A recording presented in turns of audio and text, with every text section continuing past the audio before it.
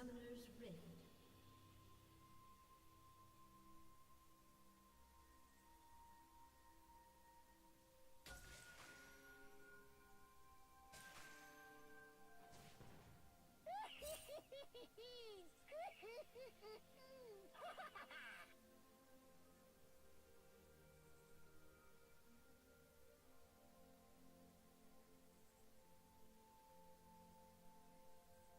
Seconds until minions spawn.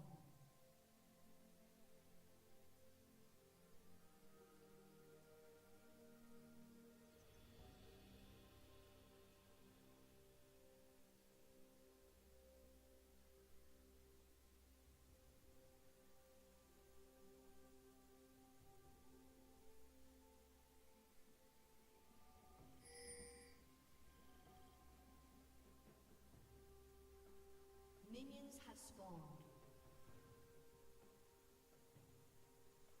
This 2v2 matchup on the bot lane, and the solo laners in their respective solo lanes.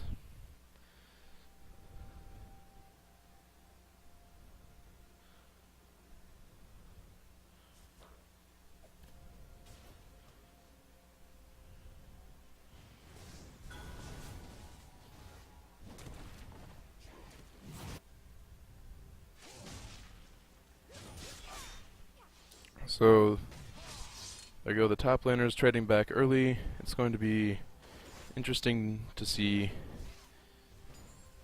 what's going down.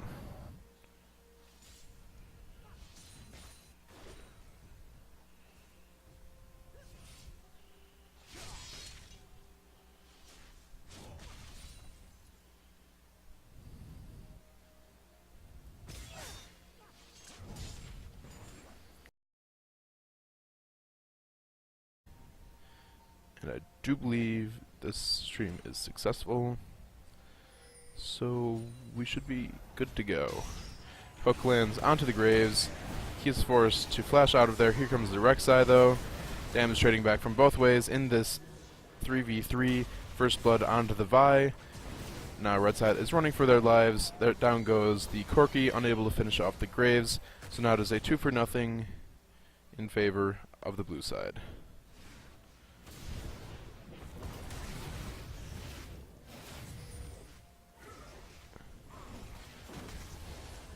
And with that Xerath roam not working out so well, caught out in rotation by the blue side, and both the Xerath and Thresh have now fallen. 4 kills on for blue side in just these last few minutes. And the first dragon of the game is going to be going over to them as well. Now they have a 2k gold lead. And Jarvan has now completed his Tiamat, so the two of them are trading back and forth in the top lane very well. That last fight is the only thing that's broken this game apart.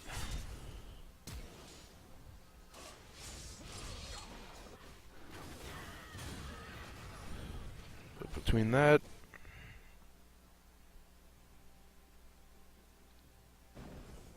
the 5th kill picked up on the team was the Irelia solo killing the Jarvan. So now each of the laners on blue side have picked up essentially a solo kill on the other side. So 1 kill for each of them, 1 death for each of purple side.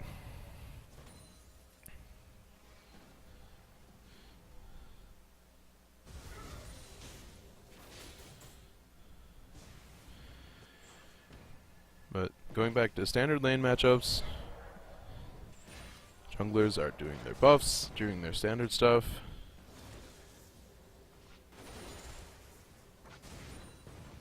And it looks like red side has a pretty nice push onto this turret, but they have Graves to clear, so not a whole lot of turret damage is going to be done. There's the flash tibbers, almost takes out the Corki, but the Corki is able to Valkyrie out and survive. Vi came down as well, but they were unable to force anything to happen off of that. And Corki is forced to back out of the fight.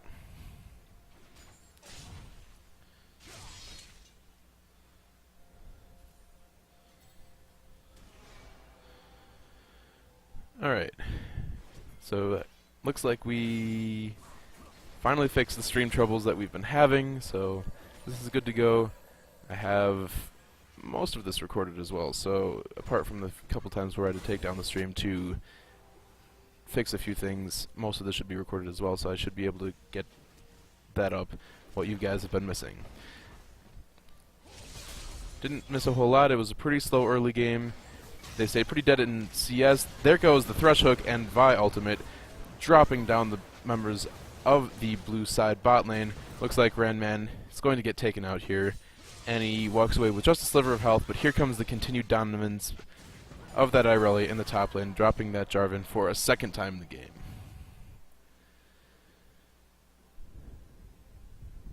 So she's forced to back off, and now it looks like the Corki and Thresh are going to get some good damage in onto this bottom lane turret. Don't have a strong minion wave, but they're going to be able to get a couple auto attacks off, and that's going to help out quite a bit, taking a couple turret shots for their troubles. But the Rek'Sai is here to defend. We'll see how effective she is going to be able to do.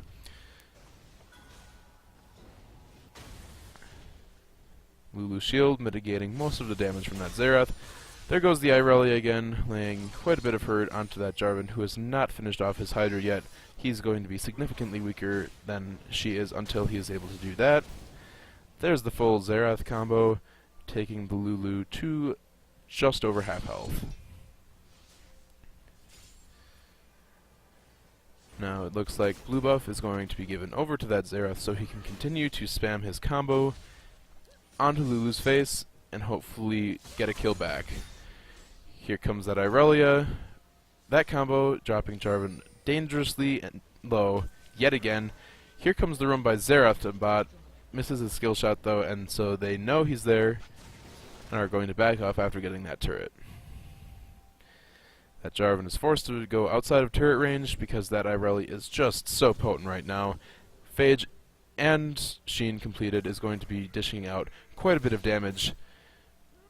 Lulu does land the Glitter Lance onto him, onto Xerath, but that's they're just basically tickling each other at this point. Neither of them have enough damage to kill the other, and there are other members coming in, which means that that Xerath is about to have a lot bigger fish to fry than worrying about just a single Glitter Lance. There's the Tibbers, which interrupts the skill shot, and the Graves ultimate is able to finish him off, and as well as take the Vi out of fighting contention. The Buckshot and red buff ticks, not even the red buff tick, I think that was just one auto attack on a Rai, does in fact manage to finish off the Vi. And so now it's just Thresh and Corki rotating in to try and hold that inner turret. In goes the Irelia onto Jarvan. Looks like he chose that moment to try and fight back a little bit. Prove he's still a man of Demacia. Thresh forced to flash out of the mid turret. And the Rek'Sai, who did get dropped a little low by tanking turret for so long, did get the wild growth. So now now blue side's push on that middle turret falls apart a little bit. They're all very low and out of health bars. But it looks like that Xerath ultimate not able to finish anyone off, and Vi not in the range for Assault and batteries. And they're going to be backing off of this. Looks like the Irelia is going to be stealing the red buff here. Vi knows it's up, sees that it's stolen, and the Xerath is there for the assist. If the Irelia stuck around to fight, which she did not. Xerath missing two of his very important skill shots there, making that camp just even longer to clear out. We saw that. So now Rek'Sai clearing out that Scuttle Crab, getting the little Skittle of Vision. Skittles make you go fast, and it looks like they're going to be rotating down towards this dragon. The Rek'Sai has been going in very strongly on the Thresh, and the Tibbers is able to drop the Xerath before the fight even fully starts in its fullest. Assault and Battery goes on to the Rek'Sai, but here comes the teleport from Irelia, and she does not look happy. There's the flash, there's the engage from the Irelia. Thresh disengage, not strong enough to keep her off. There's the repeated stun chain, and down goes both members of the purple side bot lane. Meanwhile, Jarvan, who decided not to teleport down because he did not have it available, is slowly trying to work down that top turret. Second dragon for top turret, I guess isn't so bad of a trade, but when you're 7k gold down, I guess every advantage is something that you can get. But it looks like that Vi tried to contest. Not such a good idea, because they were able to bully her down to half health. That polymorph doing work for Lulu. Now Rek'Sai is on to Vi's Wolves, and I don't think Vi is going to be able to fight this alone. Luckily Xerath is there for the stun, and the rest of his combo. Here comes his ultimate. Thresh Hook just misses, and Rek'Sai gets another wild growth to keep herself safe and get out of the fight successfully. Now it looks like that Jarvan is moving strongly to engage onto Lulu, but she's staying safe and taunting with that annoying laugh that she does in fact have, but she does eat the Thresh Hook. He goes in hard on her. There's the box. She's forced to flash out of there. And that's just bad-mannered at this point. Taunting with that haunting Lulu laugh. Meanwhile, Graves has been solo pushing that bot lane. That's going to be a very big minion wave hitting onto that turret very soon. Both members of Purple Side's bot lane shifting down there to try and soak up as much experience as possible. So it looks like the strong lanes that Blue Side picked have been doing very well for them. The Lulu is more of a weaker lane, and it kind of shows, but ProFrog has been able to make it work for him, and has picked up a few solo kills onto the Xerath, got it a little bit ahead with that first roam in bot lane, and hasn't looked back since. Meanwhile, the just oppressive presence of that Irelia and the Graves have been doing all sorts of damage, and picking up some solo kills in the top and bottom lanes after that initial big group movement down to the bot lane that you guys were lucky enough to miss. That was stream settings version 3, I think. Might have had it recorded though, we'll see. But now it looks like the members of the purple side or red side or what have you are beginning to group up and move as one. Lulu is securing her blue buff, and it looks like red side is content just to keep them out of her base, or out of their jungle rather. Baron is going to be up in about 30 seconds as we reach the 20-minute mark. Looking at CS differences at this point in the game, top lane, Irelia is 40 CS up on the Jarvan. Despite starting off relatively early, maybe a little bit in Jarvan's favor, able to work back. That level 6 has been doing work. Jarvan's ultimate not as strong in a 1v1 as the Irelia's, so he has now taken down, or been taken down twice in solo kills. And the Irelia, whatever, you hooked me. I'll eat a couple turret shots and walk out like it's no big deal. She now has a Trinity Force completed and all sorts of MR and armor, so she's going to be tanky and dishing, well, tons of damage. Jungle difference, 25 CS. That's the difference between fully completed boots and not fully completed boots. Mid lane has a full of Fiends versus not a finished item yet at this point. Bottom lane, Infinity Edge plus parts versus fully completed Trinity Force and nothing else. Hook from Thresh just misses, and that 30 CS difference is going to become even more and more potent as this game stretches on. That Graves is definitely not someone you want to mess with. Neither is the Irelia. Supports, I mean, Thresh went Relic Shield start, so it makes sense that he's had 20 more CS.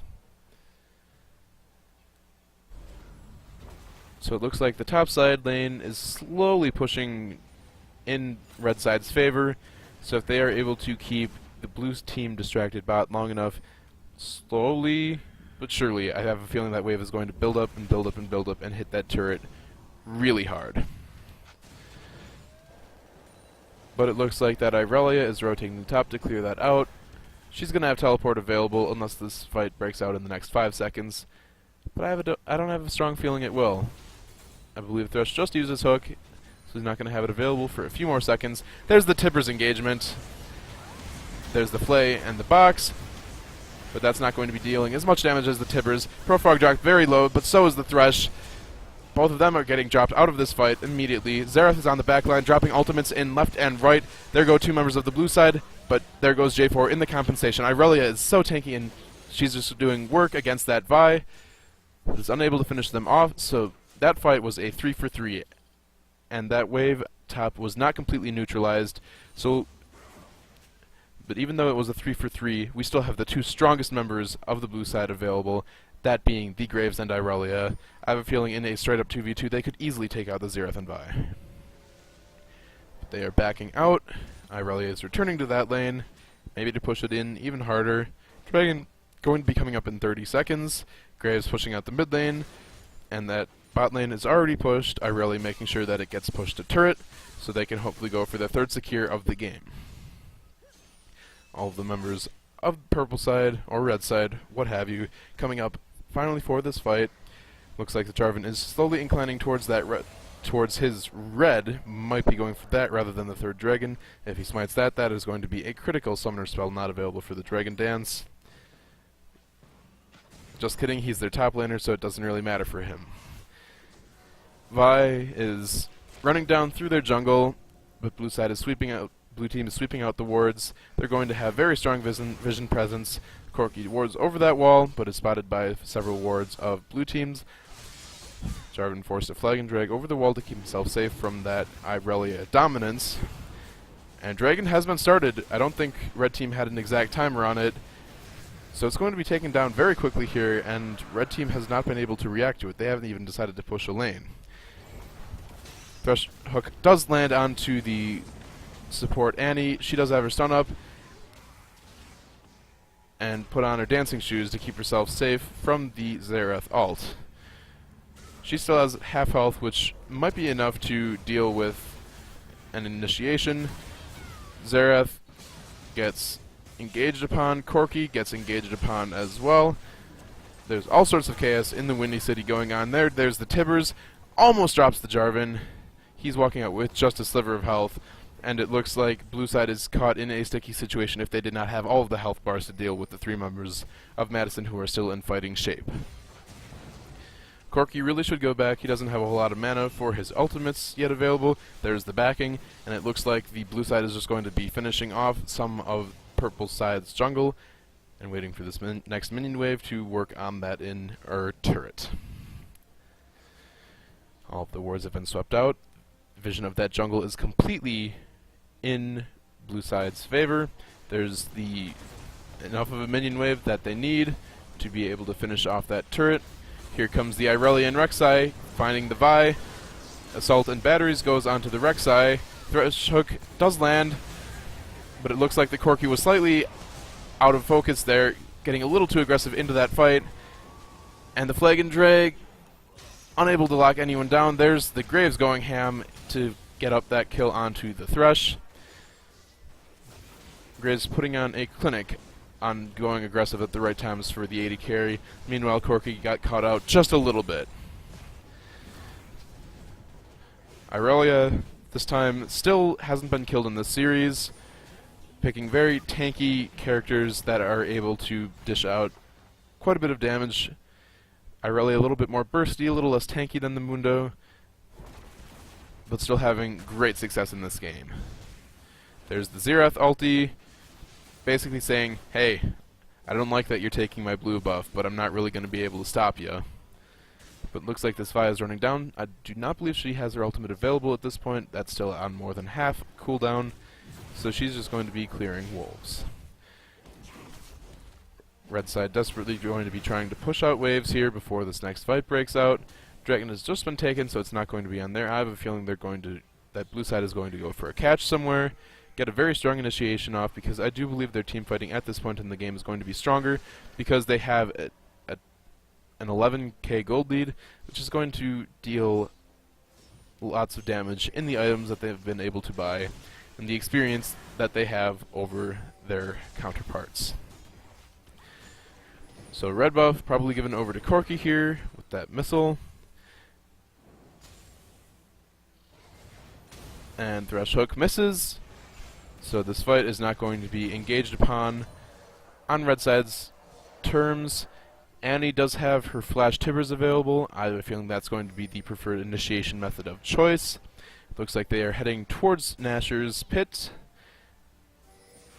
and they're sweeping out all of the wards to see, maybe going for a pick here, because Baron at this point is still quite strong, even with the sustain that the Irelia and Rek'Sai bring. So with the damage that Baron is going to be able to do, they don't feel quite confident to just blatantly run there and do it yet. Thresh here getting very caught out. Hook lands onto Baron, so he's going to be pulling himself over, and he's running for the enemy's jungle. I don't think he's going to be making it out alive. That's all 5 members of them, and there goes Irelia with the kill secure. And now they feel confident enough with that CC that Thresh brings to the table down, and by on the other side of the map trying to clear out super minions that they can successfully go for this Baron, not even taking damage anymore. Find out the Corki. Here comes the Irelia. Damage after damage. Jarvan's right over the wall, but is unable to steal it with Smite, so he gets dropped for his troubles. And now all 5 members of the blue side are Baroned up, and they already have an inhibitor down. So this is very bad news for purple side if they wanted to try and stage a comeback here. Now Lulu's shield is strong enough that she feels confident to take a couple turret shots, while the rest of her team are able to finish off that turret. Threshook missing onto Rek'Sai yet again. And here come the Baroned up minions hitting on that inhibitor turret. This will be the second inhibitor turret of the game for them. And they aren't even slowing down, they're moving right onto that inhibitor. Vi just got deleted by the combination of Annie and Irelia. Inhibitor number 2 belongs to blue side. And Xerath not able to hit as many skills as it would take to stage a great comeback here. That's the scary sound of the Rek'Sai ult, but that's just ahead to top lane, which was the last hope of a big minion wave for the red side. So it looks like blue team is very slowly, very methodically, just picking apart the defenses of the red side, working their way into their base, taking all of the objectives slowly but surely, and building themselves a 15k gold lead 30 minutes into this game. Again, the top and bottom laners for blue side showing themselves to be very strong. Irelia is 6-0, Graves is 6-1, and Annie 2-2 and 15 assists. That's very strong kill participation for her, better than anyone else in the game, except for maybe Thresh, but he has all of the assists on his team, but that's only 6 kills. But 15 assists in any game is nothing to sneeze at.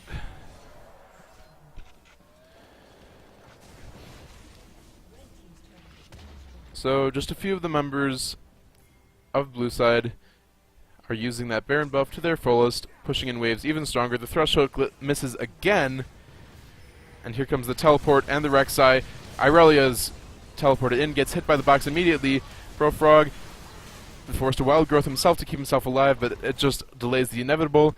That Annie is very low, but that's not the target you want to be going for, and the Jarvan gets blown up immediately. Vi is very low health, tanks a combination of Graves and Irelia, and gets dropped in the fight. Now it's only 2 remaining, the Thresh and Xerath. We'll see if they are able to mitigate anything, or if this is going to be the second game of the series.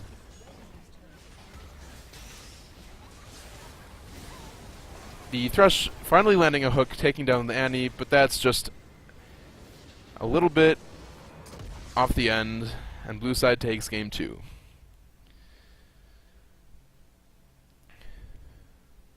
So that's the second game and final game of the series.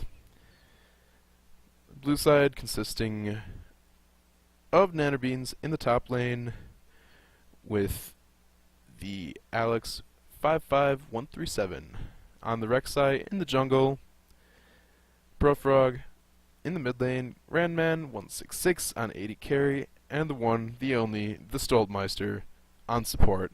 They are going to be advancing to the semifinals